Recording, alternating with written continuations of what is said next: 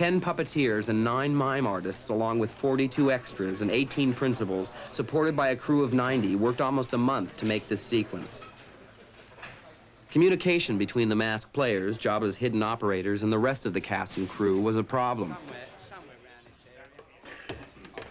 A makeup person was assigned to Jabba full-time.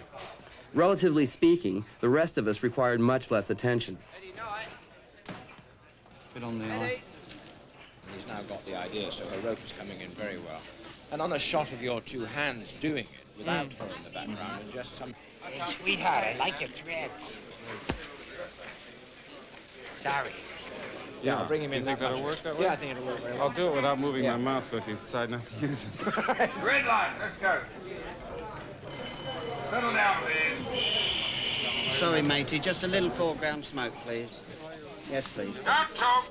Turn over. The heart of the scene. Luke confronts Jabba. The fate of his captured friends at stake. And action. You will bring Captain Solo and the Wookiee to me. On set, one of Jabba's operators spoke his lines in English. His awesome voice, speaking Huttese, was added later. Your mind powers will not work on me, boy. Nevertheless, I'm taking Captain Solo and his friends. You can either profit by this or be destroyed. It's your choice, but I warn you not to underestimate my powers. Master Luke, you're standing on... Jedi.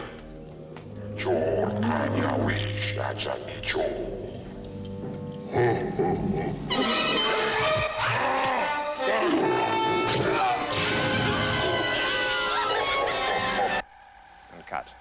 When Richard Marquand called cut, it was a relief, especially for the actors working under the masks. They were stifling. When there wasn't time to unmask, cool air was blown in. Okay, I think I'll survive for a while. No. No, the floor drops away. I just go into a tuck and roll, and the most dangerous part of the stunt is getting out of the way of the Gamorrean guard that falls on top of me, because he weighs about 200 pounds. That's played by me.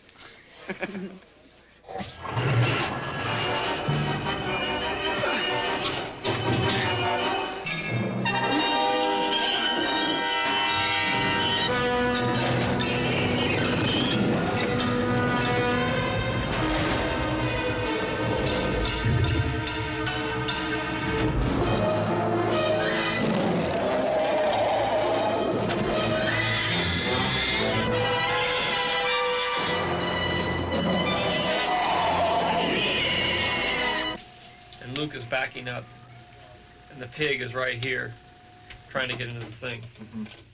So George and his staff study temporary shots in the editing room. His roar, and he's maybe looking at Luke, and then he turns. This footage will guide the making of the final scene.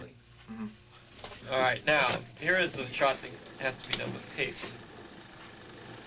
Taking it like here, where we get the pig guard right in there, and the mouth just starts to come down on it. And then we cut away.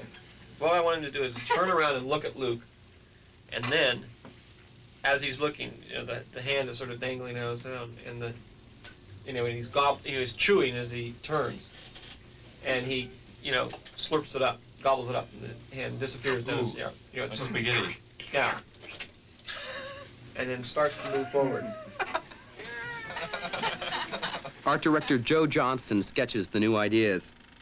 From his sketches, Joe created a storyboard for Phil Tippett, who played the Rancor in this early incarnation.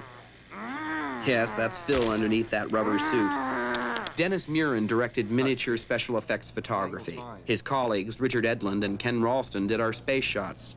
The technique for animating a classic fairy tale situation, the dragon in his lair, is itself a classic. It was used in Japanese monster movies like Godzilla. The filmmakers hoped to improve it enough to use it in the final film, especially Phil, who found his role inspiring. Raise the gate.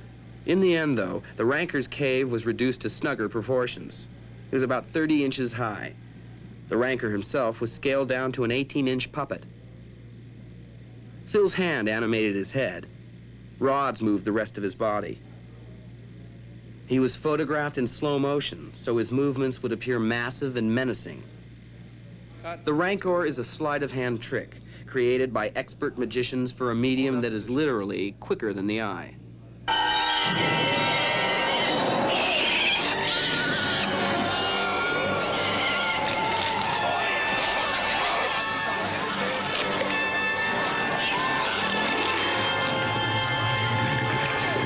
Time to go. Hey, did you hear that? We're going to England! Oh, boy, hey,